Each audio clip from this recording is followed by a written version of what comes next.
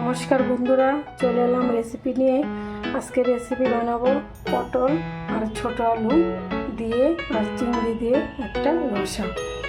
তা আমি পটলটা কেটে নিয়েছি আর আলুটাকে সিদ্ধ করে বেছে নিয়েছি। এখন ভেজে নেব। চলো, কড়াই বসিয়ে দিয়েছি, তেল দিয়েছি, গরম হয়েছে। এখন পটলটা দিয়েছি, লবণ দিয়ে হলুদ দিয়ে নাড়িয়ে ভেজে নেব। পটলটাকে ভেজে নিয়েছি, এখন দিয়ে দিলাম আলুটা দিয়ে একসঙ্গে ভেজে নেব। চিংড়ি মাছটা ভেজে নিচ্ছি। চিংড়ি, আলু, পটল ভেজে নামিয়ে নিলাম। একটু মশলা করে নেব মিক্সিতে।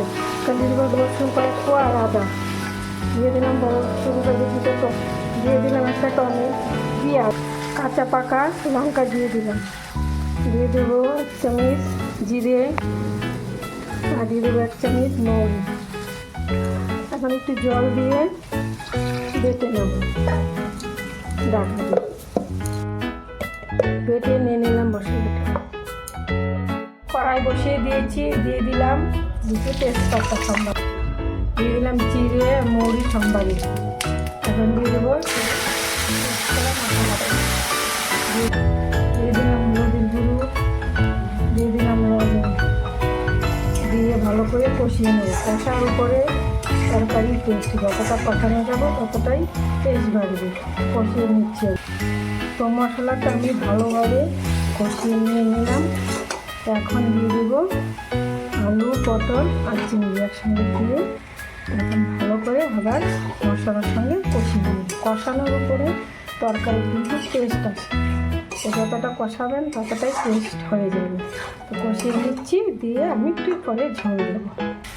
মশলার সঙ্গে আলু, পটল, চিংড়ি ভালো করে কষিয়ে নিয়ে নিলাম। এখন দিয়ে দেবো একটু ঝোল।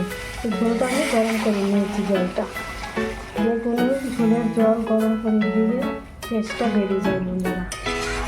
তো আমি এখন ঝোল দিয়ে একটু জল করে নেব। আমার ঝোলটা ফুটে রয়েছে, আমি একটু ধনে পাতা কুচি দিয়ে দিলাম হালকা করে। তো ঝোলটা আমি পাতলাই রাখলাম বন্ধুরা। তোমরা চিংড়ি মাছ, পটল, আলু আর ছোটো আলু ঝোল একটু পাতলাই ভালো লাগে খেতে। তো আমার ঝোল কমপ্লিট হয়ে গেছে রান্নাটা। যদি ভালো লাগে পাশে থেকো লাইক কমেন্টের মাধ্যমে। তো কেমন হয়েছে জানিও, আমি পরিবেশন করে দেখাচ্ছি যে কতটা ইয়ামি হয়েছে বন্ধুরা। তো বন্ধুরা আমি ঢেলে দিচ্ছি।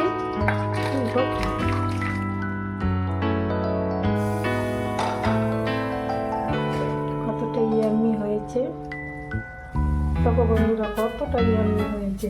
যদি আমার রেসিপিগুলো ভালো লাগে পাশে থেকো লাইক কমেন্টের মাধ্যমে একটা সাবস্ক্রাইব করো। আবার দেখা হবে সুন্দর একটা ভিডিও নিয়ে। টাটা।